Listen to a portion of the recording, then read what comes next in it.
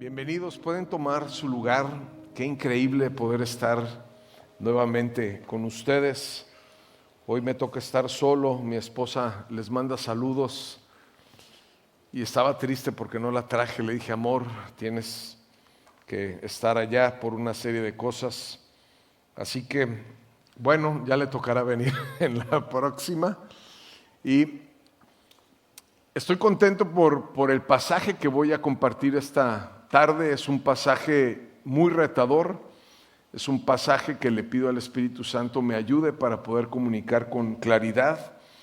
Y bueno, si estás aquí por primera vez, mi nombre es Armando Anguiano y soy parte del equipo de pastores de la iglesia de Utrecht en español.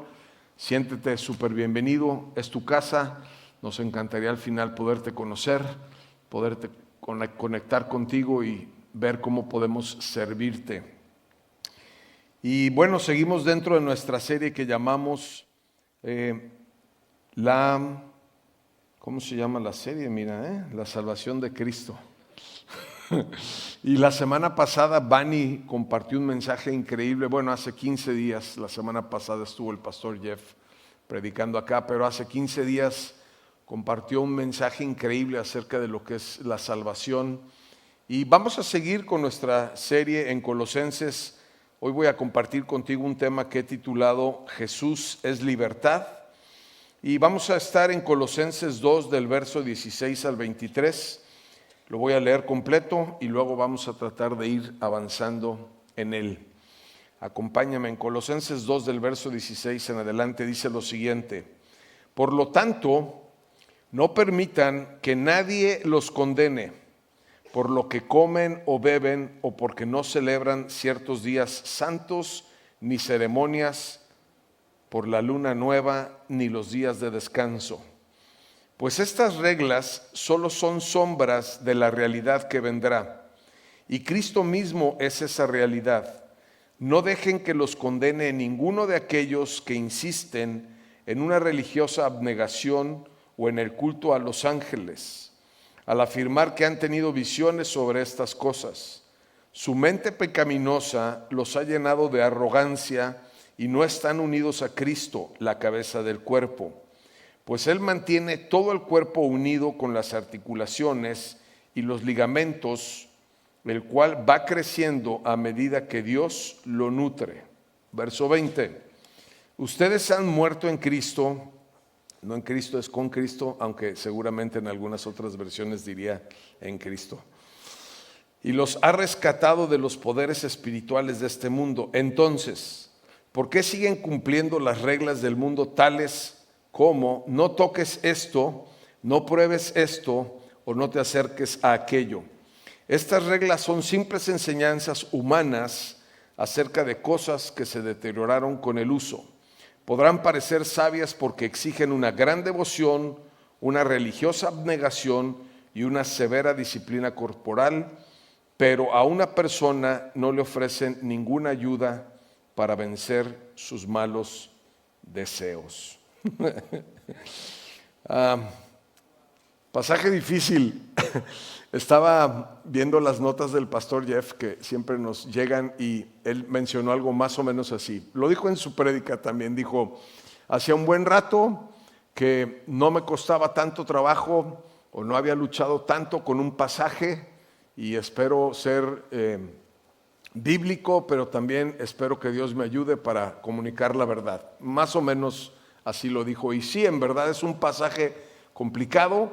Un poquito del contexto es que la iglesia de esta época está teniendo falsas enseñanzas y falsos maestros.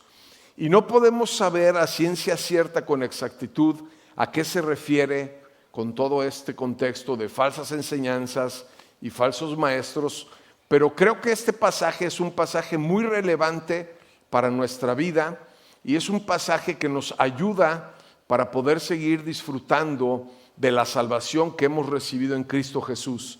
Como lo hemos visto a través de estos capítulos, nos encontramos con Jesús, Jesús salva nuestras vidas y lo que Jesús quiere en principio es poder edificar una relación verdadera y profunda con cada uno de nosotros.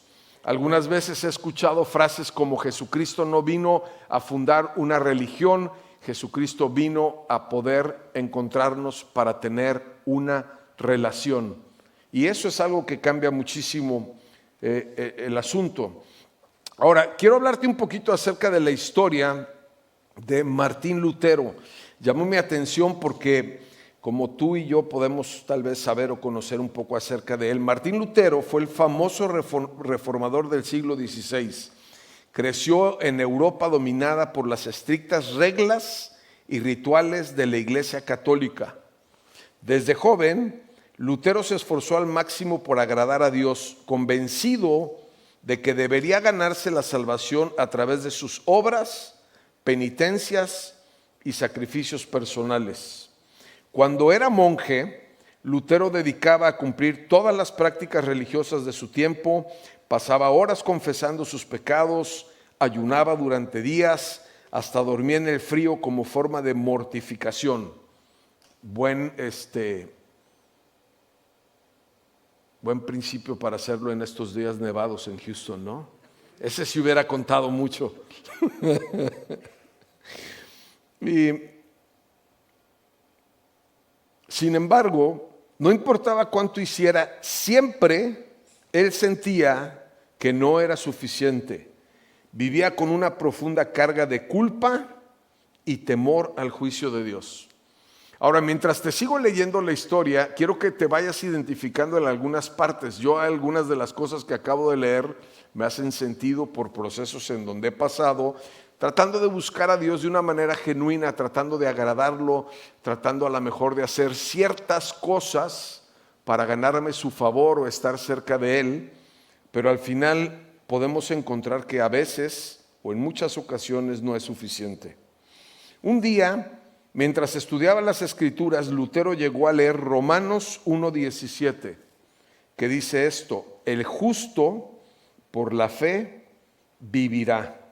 Fue un momento transformador para él y comenzó a entender que la salvación no dependía de sus esfuerzos. Y más adelante escribió una frase en base a su experiencia que dice: sentí que había nacido de nuevo y que las puertas del paraíso se habían abierto para mí. El Evangelio no es una carga, sino la buena noticia de lo que Cristo ya hizo por nosotros. Y bueno, si conoces un poquito la historia, en esa época pues había muchos ritos, había rituales, había ciertas cosas, se vendían indulgencias plenarias, pagabas dinero y entonces te daban una carta de que te irías al cielo y todo esto. Y en este despertar y en esta hambre de Lutero pudo encontrarse con Jesús y pudo conocerlo de una manera real, profunda y personal. Qué interesante, pienso en este momento que el Dios de la Biblia, al que tú y yo conocemos, estamos tratando de aprender, de leer, de entender, es un Dios que necesita cobrar vida en nosotros. No puede ser un personaje de algo que estamos leyendo o de una historia más. Necesita ser alguien que realmente conocemos cercanamente y que además de ser nuestro Salvador, puede ser nuestro Padre, puede ser nuestro consejero, puede ser muchas cosas en nuestra vida, pero necesitamos sentirlo de una manera real y verdadera. Ahora, regresando al pasaje, es interesante cómo Pablo comienza diciendo: por lo tanto, no permitan que nadie los condene por lo que comen o beben o porque no celebran ciertos días santos ni ceremonias por una luna nueva o los días de descanso. Pues estas reglas son las sombras de la realidad de lo que vendrá y Cristo mismo es la realidad. Y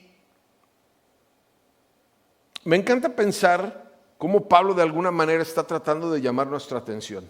Es interesante esto, dice que no dejen que nadie los condene. De hecho es un mandamiento, que nadie los condene. Y me encanta en Romanos 8:1 dice: por tanto, ya no hay condenación para los que pertenecen a Cristo Jesús. Ya no hay condenación para los que pertenecen a Cristo Jesús. Y quisiera tratar, y le pido al Espíritu Santo que me ayude a compartir algo contigo que ha bendecido muchísimo mi vida. Y es la diferencia entre la condenación y el arrepentimiento. Porque condenación es algo que proviene de Satanás. Arrepentimiento es algo que proviene del Espíritu Santo. Condenación se centra, o su centro es culpar y aplastar a las personas para recordarles constantemente sus errores y sus fallas.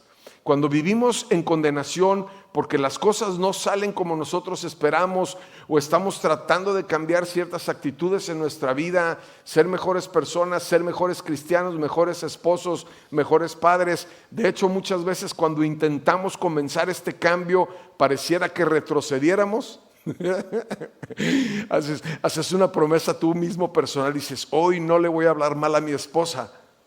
Hoy no me voy a pelear con ella, y ese día es el día que más te peleas con ella.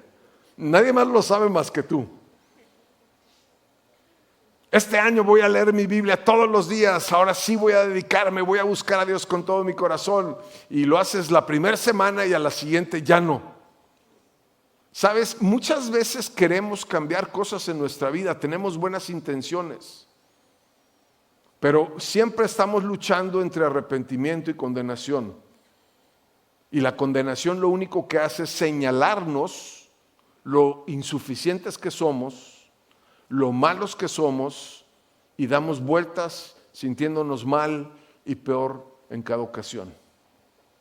Cuando por el contrario el Espíritu Santo nos da una invitación amorosa a volver a Dios, mostrando las áreas en donde hemos fallado para que podamos corregirlas y restaurar las cosas que necesitamos en nuestra vida. Condenación nos mata, nos drena, es como una cubeta, nuestra vida llena de agua, y cada vez que vivimos con condenación es como estarle parchando ahí o haciendo agujeritos y se va drenando, nos sentimos peor, queremos avanzar. De hecho, muchas veces abandonamos cambios en nuestra vida o abandonamos buscar a Dios porque podemos usar frases como esta: es que esto no funciona. No es un aparato para ver si funciona o no funciona. Dios quiere hacer algo en lo profundo de nuestro corazón. Dios no quiere que funcione. Dios quiere transformarnos. No se trata de ser una versión mejor de mí. Se trata de ser la versión que Dios creó en su imagen y semejanza, a pesar de mis retos, de mis dificultades y de mis pecados, reflejada hacia lo que está a mi alrededor. Y finalmente la condenación enfatiza juicio y separación de Dios. No eres suficiente, no eres un buen cristiano. Muchas veces puedes vivir sintiéndote indigno, teniendo temor de acercarte a Él, entendiéndolo como un Dios lejano y un Dios castigador, cuando realmente el arrepentimiento lo que hace en nuestras vidas es enfatizar la reconciliación y el cambio de vida. En otras palabras, en mi vida personal, cuando yo he luchado y he pasado por este tipo de pruebas, condenación siempre va a traer muerte, y me encanta pensar, y así me encanta predicarles a los jóvenes en la iglesia. Les digo, el arrepentimiento es hermoso porque nos permite vivir una vida en libertad. El arrepentimiento nos hace libres. Cuando nos sentimos mal y nos arrepentimos, venimos delante del Espíritu Santo, buscamos su ayuda y su favor, entonces puede producir un cambio. Y Pablo está diciendo, no se trata de lo externo. No dejen que nadie venga a condenarlos por lo que están comiendo, por lo que están viviendo, en otras palabras, por todos los rituales de la ley mosaica del Antiguo Testamento. No se trata de eso. Y por ahí escribí una frase que seguramente ahorita espero encontrarla, pero mi frase dice: no se trata de conocer los mandamientos de Dios, sino se trata de conocer el corazón de Dios. Qué interesante es cuando tú le dices a tus hijos que no hagan ciertas cosas, y no sé, pero por lo menos los míos 3, así me salieron, siempre preguntan ¿por qué? Pero eso es increíble, porque si los hijos no tienen la oportunidad de preguntar el por qué, se van a quedar en la superficie. Pero cuando tú le das una instrucción o le pones un límite a tu hijo y te pregunta por qué y le explicas, y puedes comenzar diciéndole: porque te amo, esto es porque te amo, porque deseo lo mejor para tu vida, porque quiero que te vaya bien, entonces están conociendo el corazón del Padre. Y yo creo que tú y yo estamos aquí para conocer al corazón del Padre. No solamente conocer sus mandamientos, sino vivir entendiendo su corazón. Y yo creo en lo personal también que la iglesia muchas veces se enfoca en cambios de conducta. Y cuando nos enfocamos en cambios de conducta, no creo que pueda ser permanente. La iglesia tiene que estar enfocada en el Evangelio, que es la persona de Jesús a través de la obra del Espíritu Santo, para que cambies aunque no quieras. Te puede pasar como a mí. Ten cuidado de buscar a Dios porque puedes terminar predicándole. ¿Ok? Ten cuidado de buscar a Dios porque puedes terminar en un grupo conexión siendo el líder. Ten cuidado de buscar a Dios porque de repente puedes verte en el espejo y decir, ¿quién es esa persona? Ya ni la conozco, piensa tan diferente. Ten cuidado porque puedes empezar a perdonar a las personas que te ofendieron y pensar en cómo cambiar el mundo y cómo bendecir a los que están en tu alrededor. Dejar de verte hacia tu interior y empezar a ver a los de afuera, los necesitados, los marginados, los débiles. Porque no se trata de hacer o dejar de hacer cosas. Se trata de que el Espíritu Santo llene nuestro profundo interior. Y al final dice algo increíble también, porque dice que estas reglas son solo sombras de la realidad que vendrá y Cristo mismo es la realidad. Sombras es como algo ilusorio.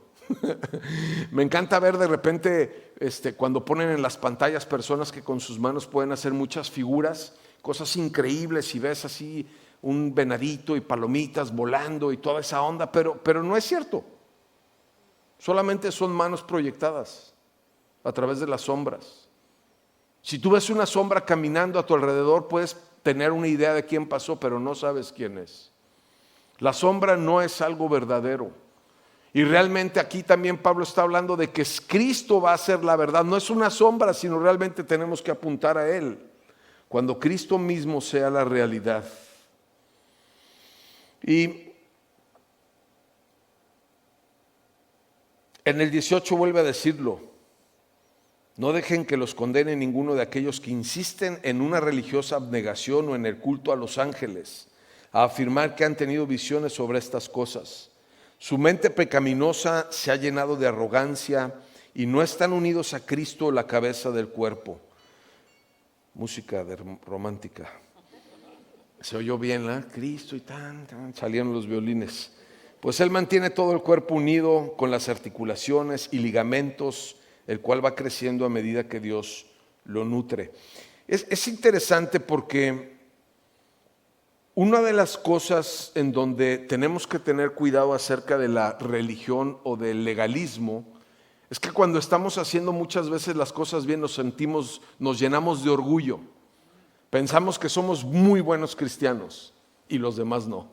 Por lo menos en México, no sé en el resto del mundo, pero por lo menos en México. México es un país que cuando el cristianismo, el mundo evangélico ha avanzado, de repente ve con cierto desdeño o de una manera incorrecta a la iglesia católica. Y recuerdo que en la iglesia en la que crecí había cierto orgullo espiritual porque decíamos algo más o menos así: nosotros sabemos orar, los demás no saben orar. Yo no estaría tan seguro de quién sabe orar y quién no sabe orar, porque probablemente lo que Dios está viendo es lo que dice, ¿no? En Primera de Samuel, Dios está viendo el corazón y no las palabras. Lo externo muchas veces podría aparentar que tenemos cierto nivel cristiano, teológico, conocimiento de Dios. Yo no digo que eso esté mal, pero ¿sabes? Tenemos que cuidarnos de nuestro orgullo. De nuestro orgullo. Una vez escuché a un pastor de Sudamérica que dijo una frase que se me quedó en la cabeza. Y él decía algo así. Porque muchas veces cristianos criticamos a otros cristianos. Es como una especie de deporte universal. Sí. Y él decía, si no lo entiendo, no lo critico.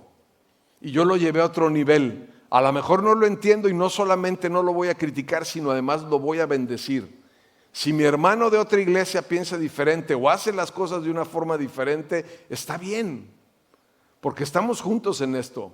Estamos juntos para edificar su reino, no nuestro reino. Y me encanta cómo dice adelante, porque somos un cuerpo y el cuerpo es diferente y nos necesitamos. No podemos ir a ningún lugar sin que nuestros pies nos lleven. No podemos hablar lo que Dios quiere a lo mejor si no tenemos nuestra boca y nuestra mente. Y me encanta la imagen del cuerpo. Y otra de las cosas que me fascina y que me dejó descansar es que dice aquí que va creciendo a medida que Dios lo nutre. No se trata de un programa, no se trata de una iglesia, no se trata de una persona, se trata del plan de Jesús por su iglesia y por el rescate de este mundo. Es el plan de la cruz, el plan de Jesús y del Padre, dejando el cielo para venir aquí, para morir en la cruz, para poder alcanzar a todos, para que puedan ser salvos. Y Cristo es el que hace la obra, Cristo es el que nutre el cuerpo, Cristo es el que hace que se desarrolle el cuerpo de Él. La Escritura dice que Él nos dejó al Espíritu Santo, nuestro ayudador. Es una relación llena de vida. La persona del Espíritu Santo se quedó aquí con un propósito. Y también me llamó la atención cómo en esta misma parte dice que había una religiosa abnegación o el culto a los ángeles, y creo que en nuestros países latinoamericanos es un poco común el pensar que hay otras cosas además de Cristo Jesús. No sé, es muy común que puedas ir a cualquier país de Latinoamérica y haya hechiceros, haya brujos, haya chamanes. En nuestro país, el presidente que queda electo va al lado de un brujo a que le haga una serie de magia en México y qué triste. Y pensé en una frase de C.S. Lewis que es increíble. Dice C.S. Lewis: yo no quiero algo que se le parezca a Cristo. Yo quiero a Cristo Jesús. Y sabes, cuando pensamos en todas estas cosas y vivimos en un mundo en donde tenemos que empezarlo a procesar, pero es muy común que te acerques con alguien y te hable de constelaciones de ángeles, o te hable de que los ángeles intervienen, o que ciertas prácticas, o que ciertos ritos o ciertas cosas. Pero si te das cuenta, todo este tipo de cosas lo que hacen es desviar la atención de nuestro Salvador. De hecho, no sé, y lo digo con respeto, pero seguramente en México debe haber, no sé si más de 300 santos a los cuales puedas llevarle una devoción o un ritual o una ofrenda. Cuando entendemos que en la Biblia solamente hay una persona que vino y nos salvó. Y si Él nos salvó y entregó su vida por nosotros, deberíamos de entender que a través de Él podemos tener acceso a todo lo que tiene planeado para nuestras vidas. Hebreos 12:2 dice: puestos los ojos en Jesús, el autor y consumador de la fe. Tal vez esto sea una incongruencia en lo que voy a decir a continuación, pero siento que podría ser interesante. Tal vez la iglesia del día de hoy, la iglesia cristiana, tenga el reto más grande que pueda ser que estamos tratando de hacer las cosas alrededor de Jesús, pero dejar fuera a Jesús. En México saben que rentamos un local nuevo. Algunas, tal vez lo comenté, no sé si ya lo había platicado, pero les resumo la historia. Rentamos un local nuevo, entonces necesitamos sillas y necesitamos luces y necesitamos un escenario y necesitamos un cunero y necesitamos un sonido y necesitamos. Y entonces yo les decía a mi equipo, les digo: oigan, todo esto necesitamos para hablar del Evangelio. Qué interesante que nos podemos encontrar inmersos en tantas cosas y dejar a Jesús fuera. Teníamos 5 años orando todos los miércoles, desde hace 5 años. Y entonces le dije, hey, tenemos que orar, nuevo local, inicio de año, tenemos que orar. No hay sonido, no se puede, los músicos están muy ocupados porque estamos en otros programas y va a empezar todo esto. Entonces dije, pues está bien. Y luego me desperté como con una cierta insatisfacción santa. Dije, ¿desde cuándo se necesita todo esto para orar? Claro que vamos a orar. No me importa si no hay nada. Es más, no necesitamos nada, solamente 2 o 3 y que el Espíritu Santo esté en medio de nosotros. Pero es tan fácil que de repente,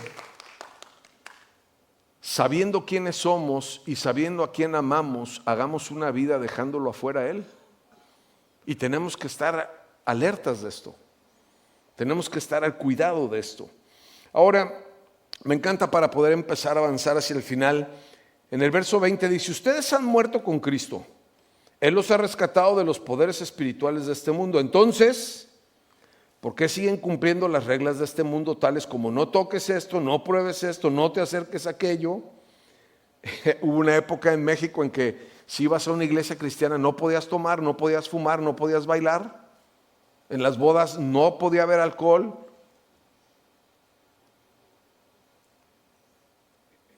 Me quedé pensando. Estas reglas son simples enseñanzas humanas acerca de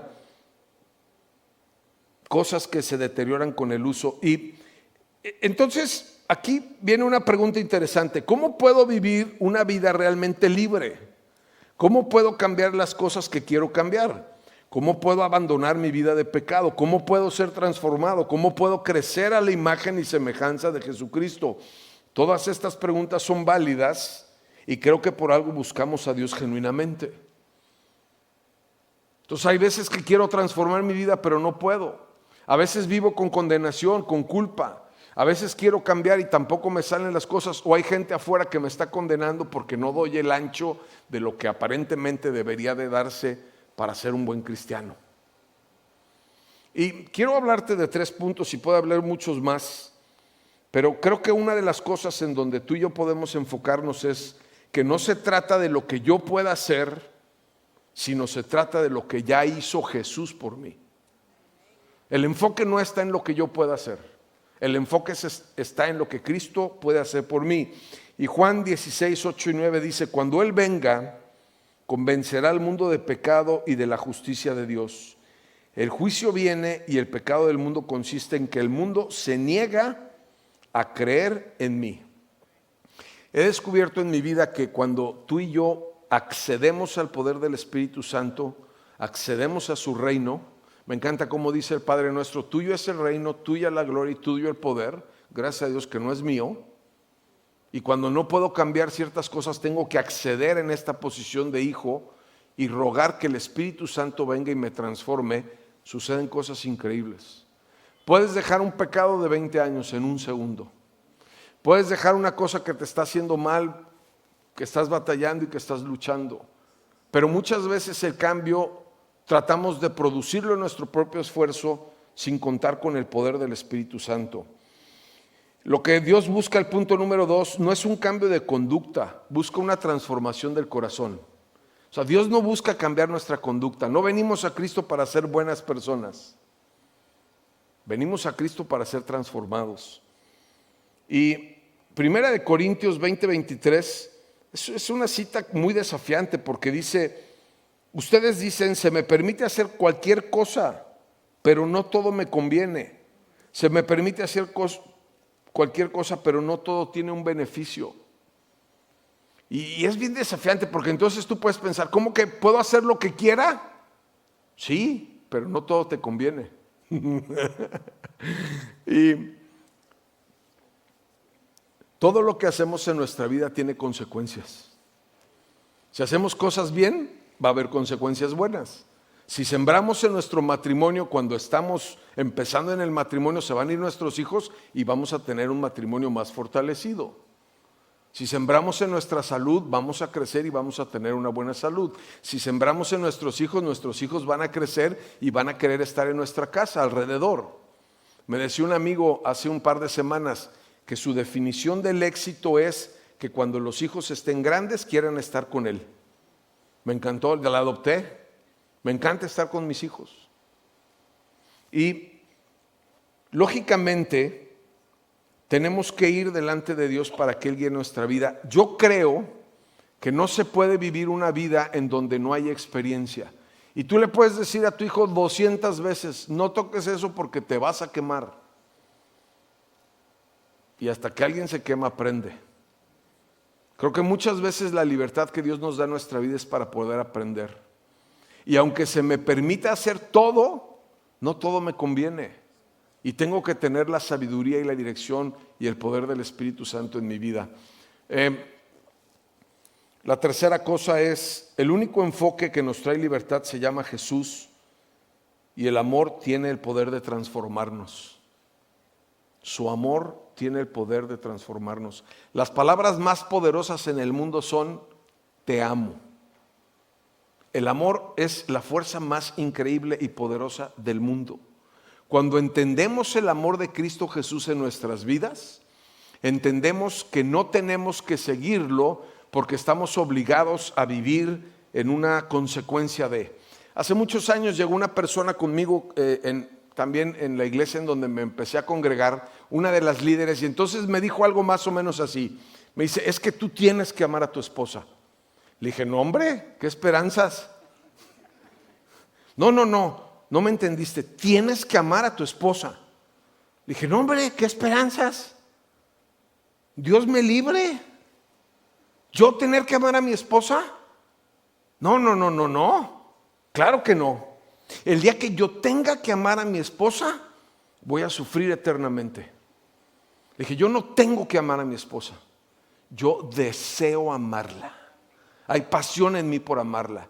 No es una obligación, no es algo que tengo que hacer, no es algo que alguien me obliga a hacer. No. Yo quiero estar con ella, yo deseo estar con ella. Es lo mejor que me ha pasado en mi vida, es algo que hay en mi interior, un deseo. No, Dios me libre. El día que tú y yo tengamos que vivir una religión por agradar a Cristo, vamos a vivir frustrados. No va a haber expectativa, no va a haber gozo, no va a haber pasión, no va a haber sorpresa. Tú y yo tenemos que amar a Jesús porque entendemos el amor hacia nuestra vida. Y me encanta esa cita en donde dice que al que mucho se le perdonó, mucho amó. Yo estoy ahí, la verdad. O sea, a mí se me perdonó mucho.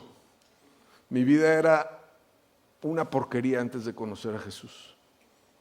Y Gálatas 4, versos 5 y 6 dice, ustedes que pretenden hacerse justos ante Dios por cumplir la ley, han quedado separados de Cristo, han caído de la gracia de Dios. Sin embargo, los que vivimos por el Espíritu, esperando con anhelo recibir por la fe la justicia de Dios que Dios nos ha prometido, pues una vez que depositamos nuestra fe en Cristo Jesús, de nada sirve estar o no circuncidado.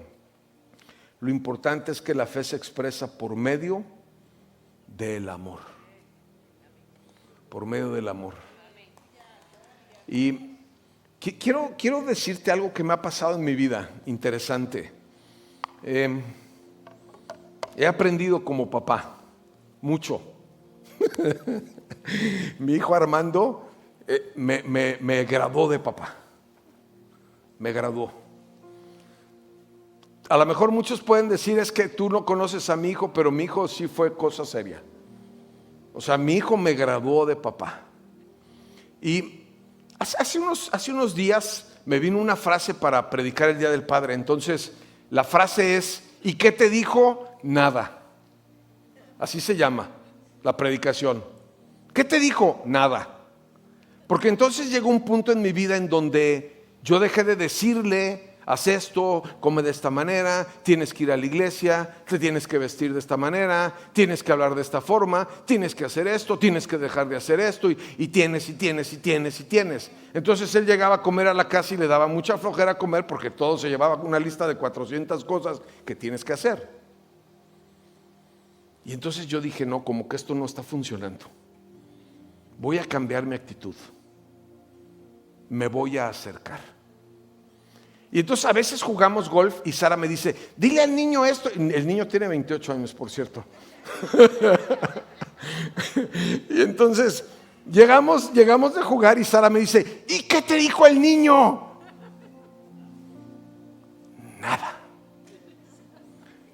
¿Y de qué hablaste con el niño? De nada. El amor logró acercarme a Él. El amor puede lograr transformación. He aprendido tanto acerca de esto. Es increíble. En la última vacación que estuvimos acá en diciembre, ni siquiera quería estar con nosotros muchas veces, ¿no? O venía y estaba un día y entonces me dice, papá, ¿no nos podemos quedar más tiempo? Y como que volteé a ver el teléfono, dije, ¿sí será él? Y ahora quiere estar con nosotros. Me dice Sara, no, es que la casa que nos prestamos se puso a levantar a todo el mundo para que tendieran y para que lavaran y arreglaran y está viendo un cambio. La única forma como tú y yo podemos experimentar una plenitud de cambio en nuestra vida es sintiendo el amor de Dios en nuestra vida. No puede ser una teoría. No puede ser una teoría. Mientras tú y yo no experimentamos el amor de Cristo Jesús, estamos viviendo un día más. Su amor tiene el poder de transformarnos. Su amor tiene el poder de cambiarnos. Su amor tiene el poder de renovarnos. Cristo Jesús no quiere que sigamos ciertas reglas. Cristo Jesús quiere que lo sigamos a Él y nos entreguemos por completo a Él.